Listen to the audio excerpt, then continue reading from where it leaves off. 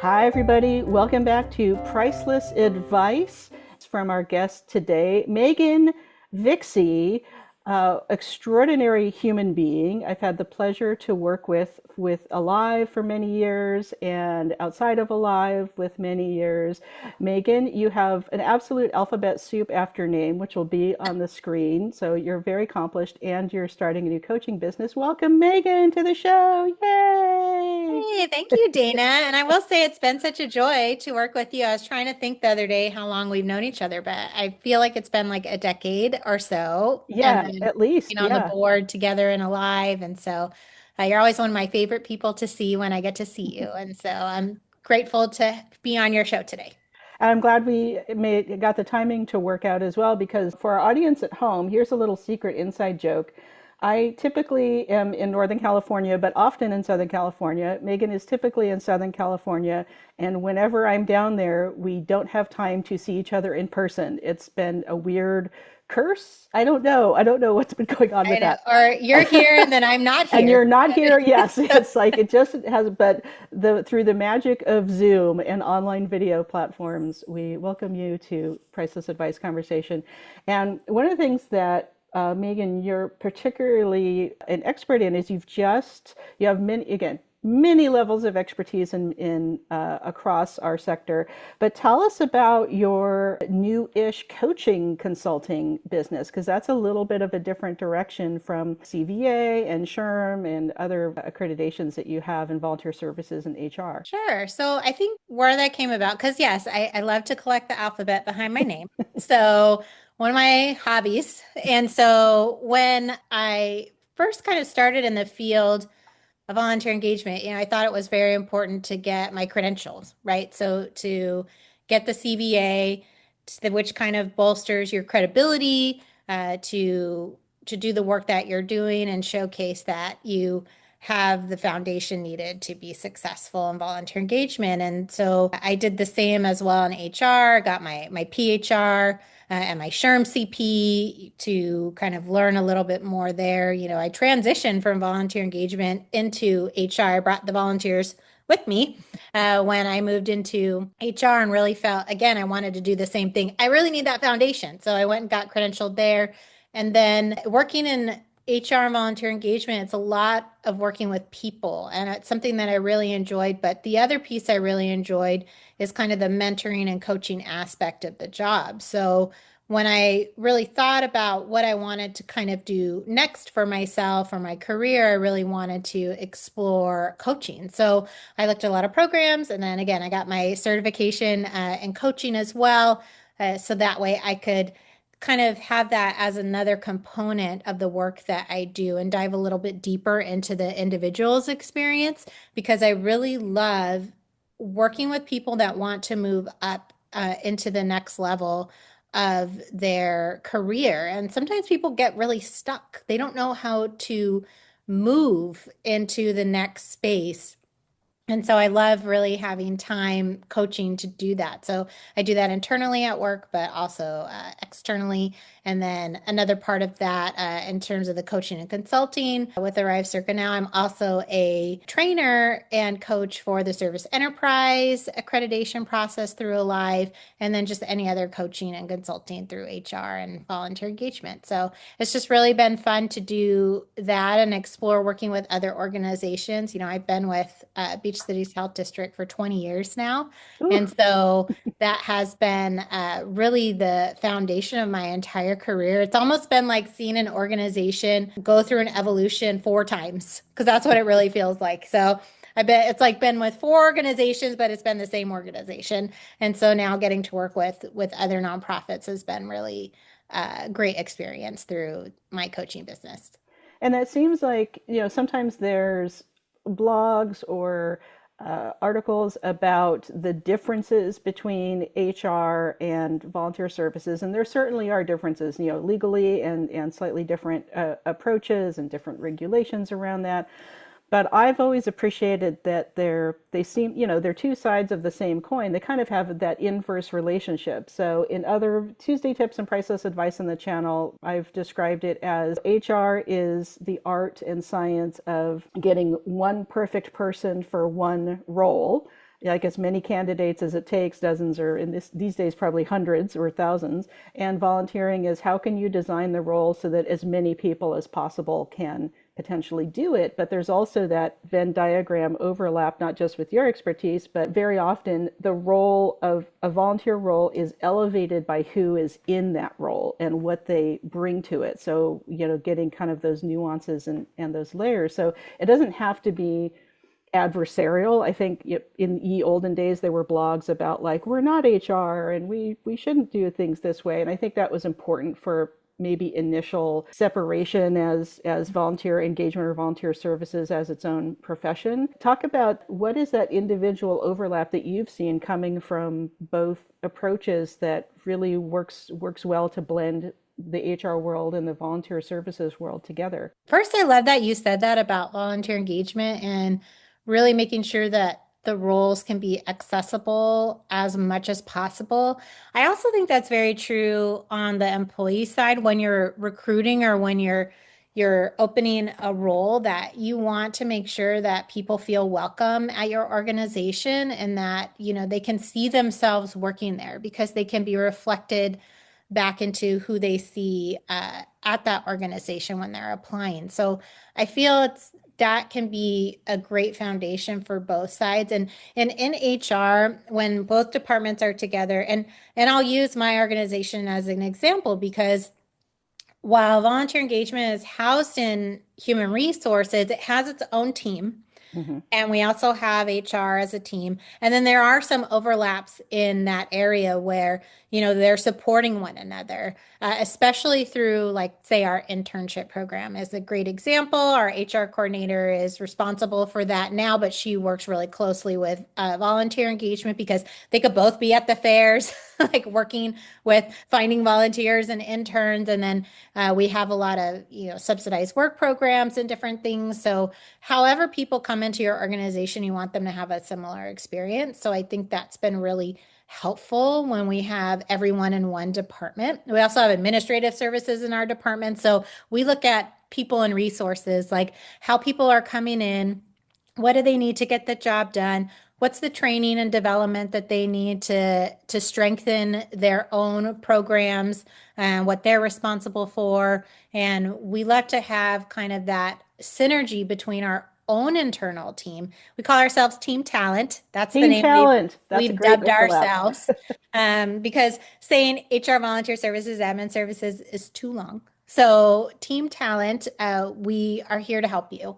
And that's where we always say we want you to run to us, not from us. So Yay. whatever we can do, Mm-hmm. uh, we are not the no people. We are the yes people. You want to do something? Okay, well, let's figure out how we can do it. And there may be limitations.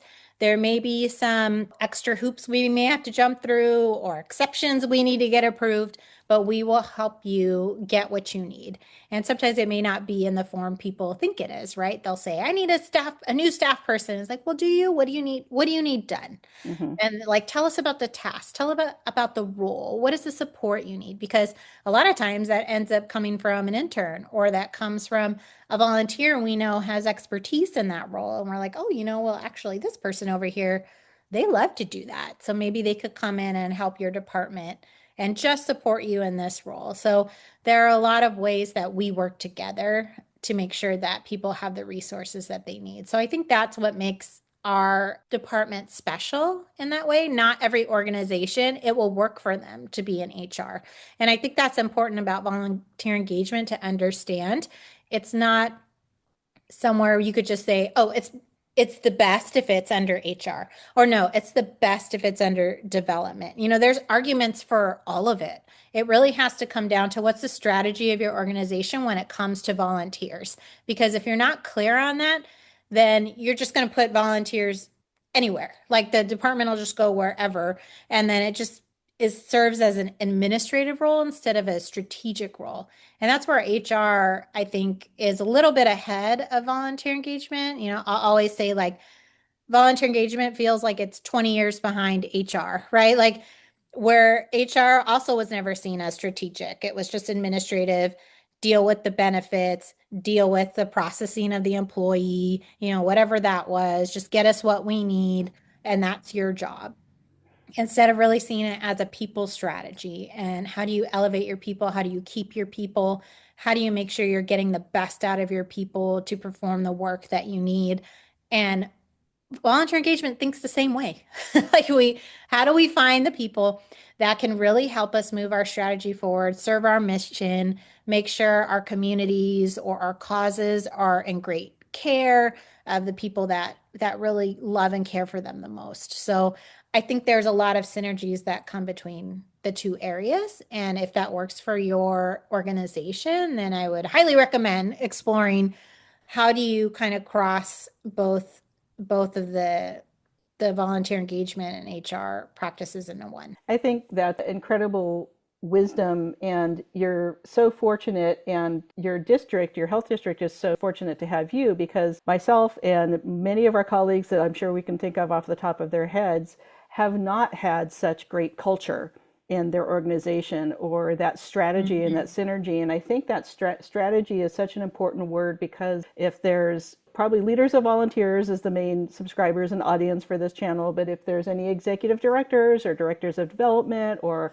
directors of human resources or team talent, I think that too often HR can be viewed as like the enemy or adversarial, or they're just going to protect the company. And then volunteer services can have a little more of like a cozy, high touch, like, no, no, we're the good guys. So not having that siloed or adversarial relationship, but really understanding the overlap in the culture and the approach of just people engagement. Like you said, it's team talent. And I encourage people to steal that title if they can get that culture Yes. and strategy and synergy. I'm just giving away your good stuff. Just take team talent should be what it is. And whether that's in education or operations or wherever it is structurally in it, but everybody thinking and understanding that the entire organization is one team that engages paid employees for the mission and engages people donating their time and talent as volunteers for the mission. And some are full-time and some are part-time, and some may just, drop in once a year for a special event, and that's all they need to do as a volunteer. But it all adds up. And I think too often leaders at that organizational level, they think they are thinking strategically, and they completely miss that volunteer services really should be much more strategic in engagement, because that leads to better donor engagement, community engagement, messaging, marketing. Like, it really all does come together.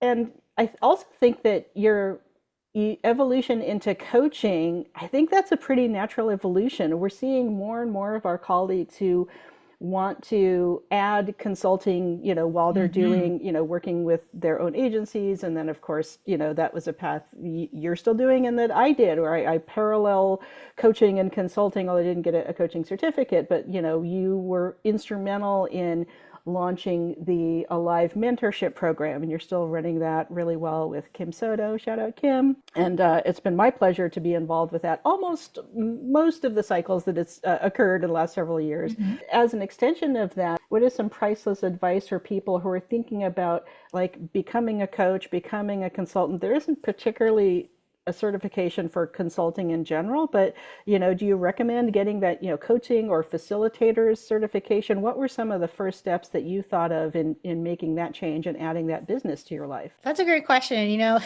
So when I went through my executive coaching program, because I wanted to, like we said, I collect the alphabet behind my name. Right. So for me personally, it always, I think, gives me some confidence to have some type of foundation where I feel like, I'd love to just learn about this. I feel like I am a active learner, that I just love learning continuously. So whatever I can do to read about it, get a training about it. I'm one of those like, oh, do I have a certificate? Sure, I'll do that. Like, that sounds Stamp. fun.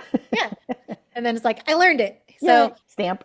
yes, exactly. So it's like I have a passport where I'm like, you should make sure I have this. Career Uh, passport full of yeah. stamps. Oh, we should start that. That sounds That's wonderful. actually a Let's really do good it. idea. Okay. Nobody steal that. We're going to do Yes. that. Trademark.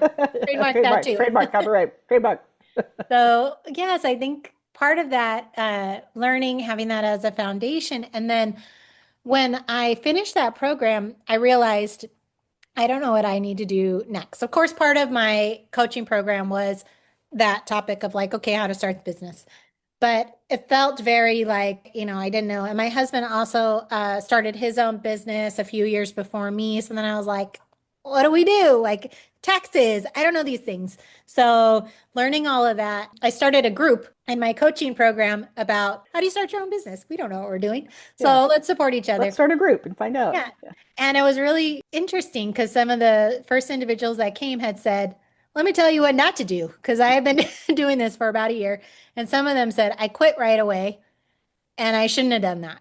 So that was one of the things where it was like, I thought this would just be like, I'm going to quit and I'll start this and then all this business is just going to flow to me. And it's Doesn't work not that that way. at Yeah. all. No, and Especially I think nowadays. Yeah. such a misconception that it's just like your full-time job because it's a hustle. Yeah. You have to You've build got it to up. find the work, you've got to put yourself out there, you've got to work your networks, so many things to do. And I still work full time. And so I don't have time. I don't have lots of time for that. I do this when it comes to me or when, I have an idea or a thought. I mean, it's the work that I love to do. So it's a way that I can do it outside of maybe my normal work more because I am a chief at an organization. I've got to do other things that aren't just coaching. So I want to be able to have that opportunity and explore it and do some of this work for other organizations. So it was very enlightening on that, where people were like, yeah, I shouldn't have done that. I should have thought that through a little bit more, made more of a plan for myself. And many, experienced layoffs.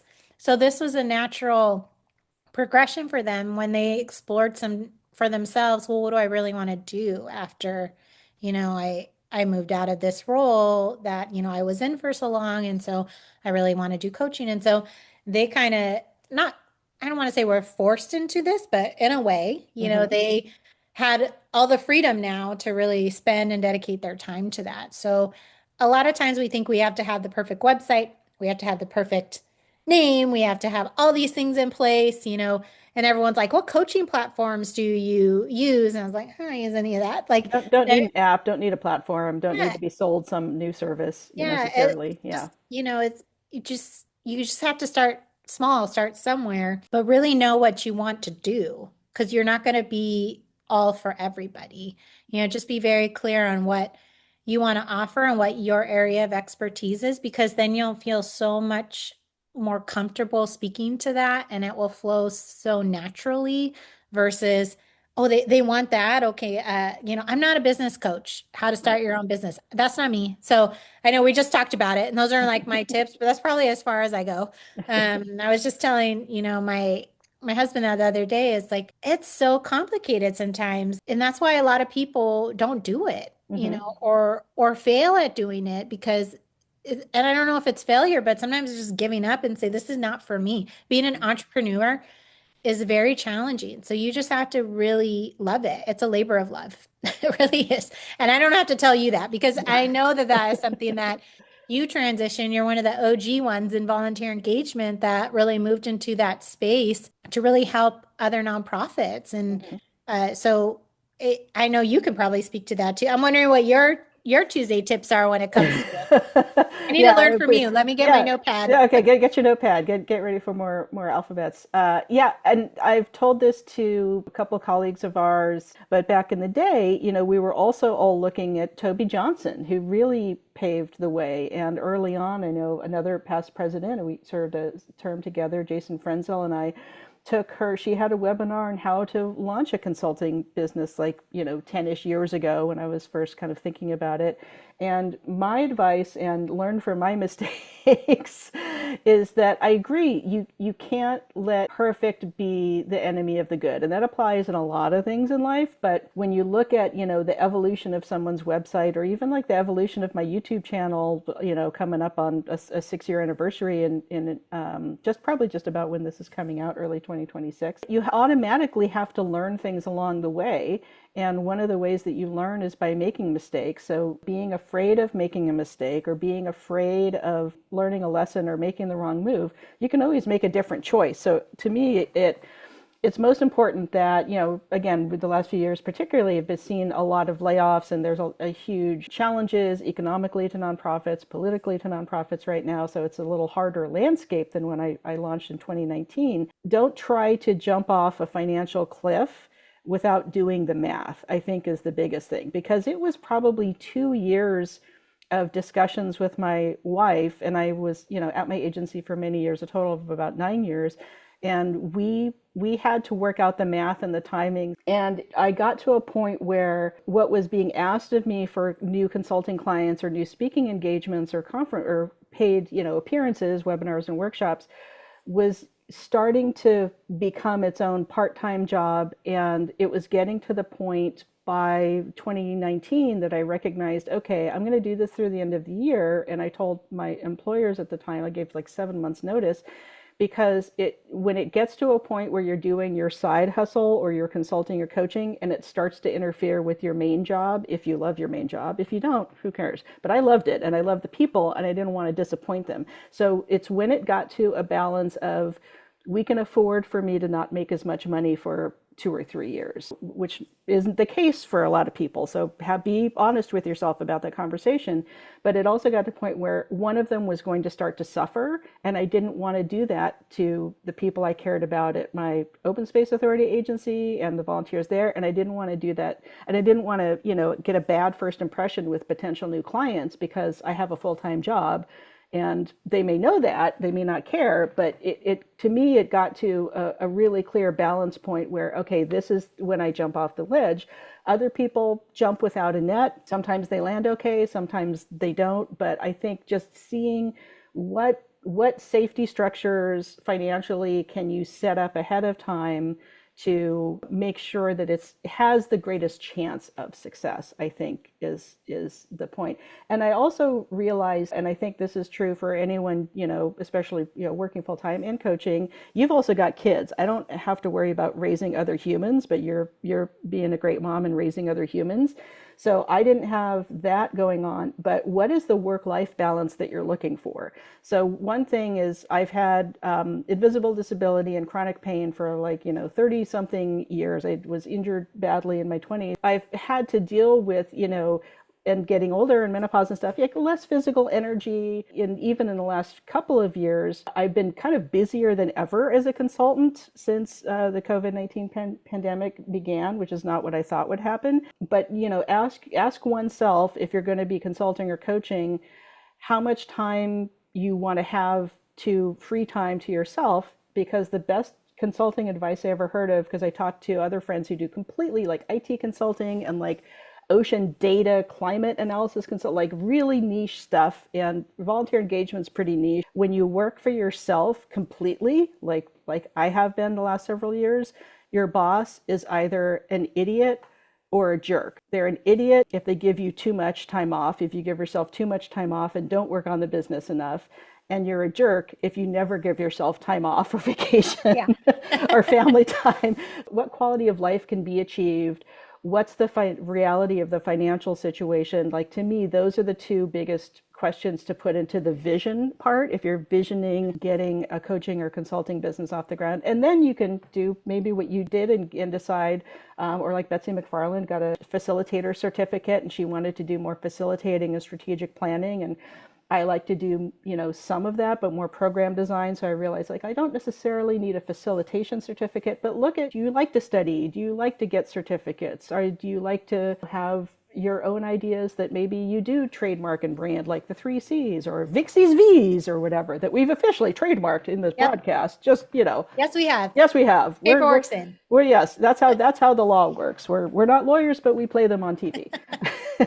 But I think that's really, like, some of those are core questions of, like, where do you get your worth and value as a person? And if it's too tied up in the work that you do, maybe that's worth looking at, because quite frankly, we're getting to a point, my wife's a couple years older than me, where we're starting to talk about, what does retirement look like? To me, those were kind of some of the key factors. And having a supportive family or spouse. Your husband was like, yeah, and I'm doing my thing too. And like, yeah. It's so true, because I'm also part of another female executive association. It's called Hmm. Chief. It's great. Chief. And we have a kind of like group of, you get put into these groups for group coaching. And it's so amazing too, where you met a lot of women through this organization and the struggles that they have between their professional and personal lives. When you're near the top, and you're an executive and they consistently have challenges, whether it's working in a more male-dominated field or where it's working in an organization that doesn't necessarily support a good work-life balance or your home life needs. I've seen many of them forgo having children Hmm. because it just ended up being too late. And then they just said, no, it just never Missed the happened for window. me. Yeah, missed There's the never window. a time, they were Yeah. very career focused. And I don't want to say allowed that opportunity, but it really wasn't supported. It was not supported is So a big difference. Yeah. Yeah. yeah, and it, Yeah. it and I think at, my organization being also responsible for HR and where you spend so much of your time as an employee, I really wanted to make sure that that was, family first is a very important tenet that we have. Hmm. And we're number two on Modern Healthcare's best places to work, and we're also number two in family friendliest. And I think that's and our employees are the ones who stated those Hmm. things about us that give us these designations because we value that so much. Like, we can't be a community organization focused on health if we're not focusing on the health of the employees that are serving the community. Yeah. So if their mind is not focused on the community because it's elsewhere and we're not allowing them the space to take care of their family's needs, to make sure that, everything in their personal lives is taken care of and they can really, I like to call it work-life sync as Hmm. opposed to balance, right? Hmm. Because it's like a pendulum sometimes where you swing this Right. way and work is really, really busy and then, oh, but then but sometimes it's both. Yeah. So like, how do you Sometimes you're manage both of spinning those all the things at the plates. same time? Yeah. And so we have to really be supportive of that. And I'm very supportive too of mental health. I think that is Hmm. so critical. People need time off, they need space, they need to know their employer cares about them, their supervisor cares about them, their colleagues care about it, whatever it may be. We need to be asking, what do you need? And not to be completely invasive. And we don't Right. need to know, everything. I'm not your mother, I'm not your parent, but I am somebody that can say, well, what can I do for you work-wise? Hmm. What can I do to make it a little easier for you if you're having a hard time? And if some individuals who have chronic needs, or if you have employees that are dealing with anxiety or depression or other, mental health needs, then, and not everybody's going to share it with you. You got Right. oversharers, I'm sure, Right. that will share everything. And so boundaries are important. And then you've got others that, don't feel comfortable with that. And there's a lot of stigma still around mental health. So Hmm. how do you make it okay for them to at least share with you what maybe their limitations are, or when something's coming up for them that they can vocalize, say, I'm having a hard time right now. And you're not going to be overreactive. Right. Like, you're not going Yeah. to, Yeah, like, suck it like, up. Yeah. yeah, like, exactly. How Yeah. many times have we heard that? Well, just deal with it, figure out a way to deal with it. Yeah. Sometimes they don't know, which is why they're saying it to you right now. I think it's important to understand it's not just family needs, there's a lot of health needs. There's so many things out there that you deal with as an individual. We all deal with it and have our own personal struggles. So, how do we just make sure we are sensitive to that? We're empathetic as leaders, and we make sure that people feel comfortable in sharing that if they want to, but also just being able to show up as themselves to work. Yeah, Uh, and have that trust and that sense of yeah. belonging, and that we've got each other's backs with some healthy boundaries, because some people are going to have more stressful home lives, or the volunteer that enjoys coming and volunteering with the health district maybe isn't having such a great home life right now, or that student intern is struggling with 12 campus jobs and this thing, Mhm. just to make ends meet. It's also important to recognize that in taking care of ourselves as leaders of volunteers, and we've talked about self-care and things like that, there's also ways within even like not just the Alive mentorship program, but Alive Academy, all of the workshops and events that Alive offers to its members, and even some things to non-members, but finding that network and that community and that connection, or starting a little accountability club where you're gentle with each other. It's not just get over it, getting over our own personal biases and programming of about like, are we worthy of taking care of ourselves? Yes, we are. And that gives us the energy to fill our own cups to help others as well. And this is such a career of empathy and helping others that, depending on where you are in the introvert extrovert scale, that might be more draining to other people. Finding that balance with your team, with your colleagues, with your professional support networks, that also can give you the strength to figure out, I do want to consult a little on the side, or do more, or book more speaking engagements and webinars with, volunteer management software companies or whatever, and get visibility of myself, get my voice out there. I also think that, we're not in competition with each other in as coaches and consultants. I mean, yes, there's things where I've joked with Toby or others of like, oh, you got that gig? Oh, cool. Oh, Beth sent me this gig. She didn't have time for it. Like, it's ideal when we're supporting each other and the little niches in the sector and the business that we have. That cooperation is so much better for the whole sector and ecosystem than feeling like you're in competition. So I would also urge people that figure out how much you're going to do for free. Don't do too much. Set an X amount, or I typically only do pro bono stuff for Alive at this point. Pick where your pro bono or your own volunteering time is going, and then value yourself appropriately. If someone's trying to give you a speaking gig, but they're not going to pay you, does that really help you? And does that really help the sector if you're constantly doing something for free? Does that devalue or make our work more valuable how often you do that? And that's a very individual choice to make and very specific circumstantial choice to make. But those are kind of other things to think about going into consulting or coaching or this business is how much of yourself do you give at what price or cost that seems fair, and how much do you just save for yourself or your own time or your family or what you want to volunteer doing, and not make a video about it. Yeah, I would completely agree with that. There's a great book. I don't know if you know Dory Clark, but I'm a huge Dory Clark fan. And she is definitely also a consultant and does a lot of work. She wrote a book called Entrepreneurial You. So if anyone is interested in moving into the coaching and consulting place, that is a great book because it talks a lot about what you just said. Like when you're starting out, sometimes you do take free gigs because you need the exposure, you need the experience, but you need to look at it from that value perspective for yourself. Like, if I'm not getting money out of this, what am I getting out of it?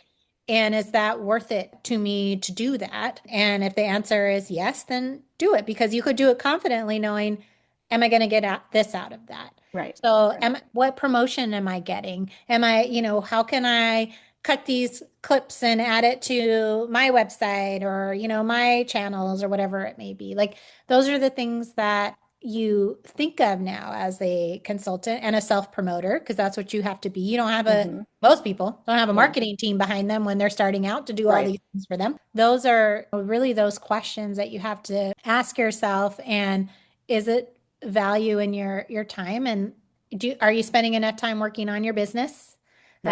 As well as doing the business. Is your boss an idiot or a jerk? Yeah.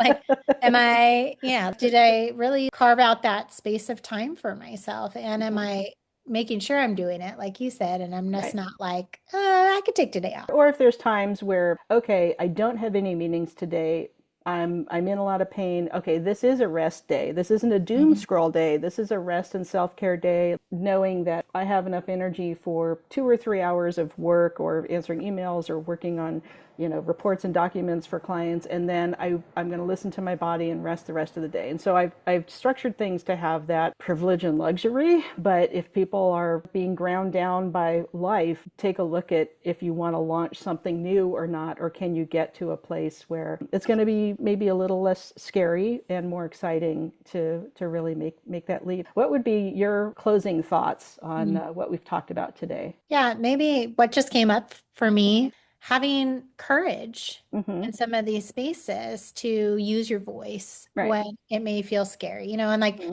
definition of courage is being scared, but doing it And anyway. still doing it anyway. Yeah. Yeah, you can't have courage without fear. Yeah. Yeah.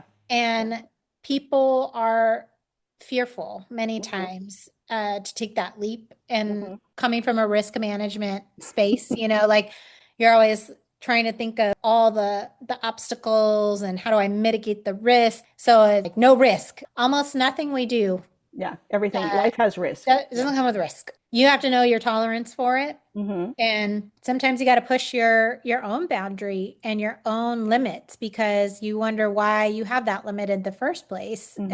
And is it really a true limit, or is it just a limiting belief that we have Hmm. and we have to break through that? So I think we have to challenge ourselves many times why we're stuck, why we're not doing something, Hmm. sometimes why we are doing something and Right. that we need to stop doing, and just have courage to come out on the other side that you will. What I always say, like, well, when people say, oh, I can't have that conversation or I can't do that, and I say, okay, scale of 1 to 10, Yeah. what's the What's the worst that what's could the happen? risk? What Yeah. is, yeah, was the worst that could happen? And Hmm. they'll say, well, they'll never talk to me again, or it'll ruin my career. And I said, okay, now what's the likelihood of that happening from that Right. What's conversation? the real percentage of that Yeah, occurring? Yeah. what really is, Yeah. if worst case scenario, the thing you're most scared of, actually on a scale of 1 to 10, likelihood of it happening. Hmm. And they'll say like, oh, like 2. Two. Yeah. Yeah, and Right. it's like, Okay. Well, that's worth the so risk. Yeah. is it, so you have an 80% chance that this will be great for you, but you're only focused on the 20%. Hmm. So how do you get past your 20%? What do you need? And a lot of times just courage. Yeah. Just, Yeah. It is. And I've and talked. knowing Yeah. you did it in the past, sometimes it's like, when Hmm. was the last time you were really scared and you went for it and it worked out for you? Yeah. And what's the likelihood those have been happening versus the other likelihood? Like you've done this before. Right. And I think sometimes people just need to recognize that they've taken risks many times in their life and it paid off. And now is a time to speak factually and to speak truth to power whenever and wherever you can. We need to have our vision, have our visibility, share our voice, be courageous, and generally be more like Megan Vixie. That's my final advice for this priceless I was just going to advice. say that about you. I was like, well, you're just a Be like great Dana. example of this. So you have been living it. And I just always appreciate you, Dana, for being who you are and always being authentic. And I think that's, a lot of people don't like that word. I've heard that a lot too. Like, It what can does it be even overdone, mean, but yeah, but I think authenticity? it, I know what it means. Yeah. Yeah. And I Integrity. think being unafraid to be you, just like you spoke about, and to Hmm. say, and knowing what your vision is and what you want to say and sticking to it. I think that is such a challenge in uh, the world that we live in today. But I feel that you've done that. I've seen you do that here, and I've seen you do it IRL when we've been in Yes. the same spaces. IRL. Yep. And I just really am thankful and grateful to have had so much time with you and to learn from you too. So I am grateful you do this channel and you get to invite so many of our friends and volunteer engagement family on here to share their expertise, and you keep the conversation going and you keep it alive, and I just appreciate that from you. So thank Thank you. you for doing all that you're doing for the field and moving Thank us forward. and moving us forward. I'm trying my best every day, and that's all we can ask for ourselves is like, you know what, do your best and rest when you need to. Do your best and then rest. It is always enough. That's Yes. what I tell Yeah, my you team. are The work enough. will be there tomorrow. You're Yeah, never going to finish it. right. So today was enough. Yes. And And we'll back at it tomorrow. Well, we could talk for hours, and I hope that our in real life schedule curse lifts, and Yes. that in In in 2026. in 2026 we will see each other in real life, in person, not just at a conference on the other side of the country from where we both I live. But know. but Well, that we're was going to pretty make it great work. too. We're going to make it work. But thank you so much, Megan Vixie, for sharing your priceless advice and your Tuesday tips. And everyone below, put your comments, your questions for me or for Megan in the comments below, and share this this video if you enjoyed it, like and subscribe and all that stuff that you do have to say for the YouTube algorithm to work That's once in a right. while. This is the world we're in. But everyone, hope you have a great rest of the week and take care. Yes, thank you.